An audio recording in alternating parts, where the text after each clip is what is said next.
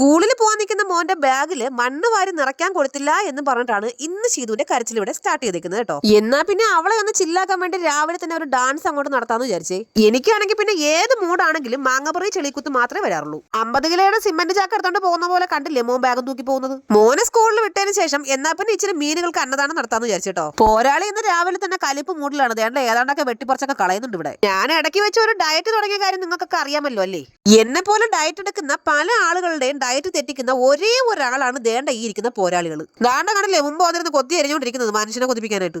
എത്ര ഡയറ്റ് ആണെന്ന് പറഞ്ഞാൽ ഇതൊക്കെ കണ്ട എങ്ങനെയാണ് എന്റെ പൊന്നു മച്ചാമാരെ ഡയറ്റ് തെറ്റാതിരിക്കുന്നത്. ചോറും കപ്പയും മീൻ വറുത്തതും മീൻ കറിയും പോരാന്നിട്ട് അതിന്റെ കൂടെ ദാണ്ട കണ്ടില്ലേ മുളക് വരെ വെച്ചിട്ടുണ്ട്. മുളക് അങ്ങനെ ഇന്നത്തെ ഡയറ്റ് പൂർവാധികം ശക്തിയോടും കൂടി 8 നിലയെ പൊട്ടി സ്ഥിതിക്ക് ഇനിയിപ്പോ ഈ ഉടങ്ങലിൽ മുളക് കൊണ്ട് പൊട്ടിച്ചൊരു പിടി പിടിക്കാം. മുളക് പൊട്ടിച്ചത് ഒരു മിസ്സൽ എന്റെ മൂക്കിനകത്തോടെ പാഞ്ഞു പോകുമ്പോൾ എനിക്ക് തോന്നി. ഇനി ആ ഉപ്പിട്ട പഴങ്കഞ്ഞിക്ക് അകത്തോട്ട് നല്ല കട്ട തൈര് ഒഴിച്ചിട്ട് ഇച്ചിരി കപ്പയും കൂടെ എടുത്തോണ്ട് കുഴക്കണം. ഇനി ആ ഉടങ്ങല്ലി മുളകും കൊച്ചുള്ളി ഉപ്പും കൂടെ തിരുമിയതും കൂടെ എടുത്തിട്ട് ഒരു പിടി അങ്ങോട്ട് പിടിച്ചാലുണ്ടല്ലോ എന്റെ അമ്മേ.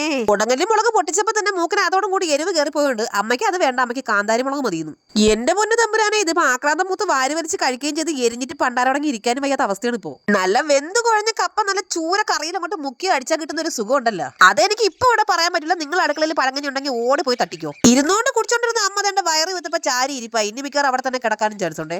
ഈ ഉണ്ടാ ക്ഷീണം തെണ്ടിക്കുമെന്ന് പറയാറുണ്ടെങ്കിലും എനിക്കതിന് സമയമില്ലാത്തതുകൊണ്ടൊന്ന് പുറത്തേക്ക് പോവാണേ. അച്ഛൻ വെളുപ്പിന് 2 മണിക്ക് തുടങ്ങിയ റബ്ബർ വീട്ടാണ്. വൈകുന്നേരം 4 മണിയായിട്ടും അത് കഴിഞ്ഞിട്ടില്ല കേട്ടാ. പോകുന്ന വഴിക്ക് ഒരു ഓട്ടോ ചേട്ടൻ ചോദിച്ച് ലിഫ്റ്റ് വേണമെന്ന്. പിന്നെ ഒന്നും നോക്കില്ല, ഞാൻ അതിനകത്ത് ചാടി കയറിയിട്ടുണ്ട്. എനിക്ക് ആ മുതുക്ക് കയറ്റി ഒന്ന് കയറി ചാവാൻ വയ്യേ.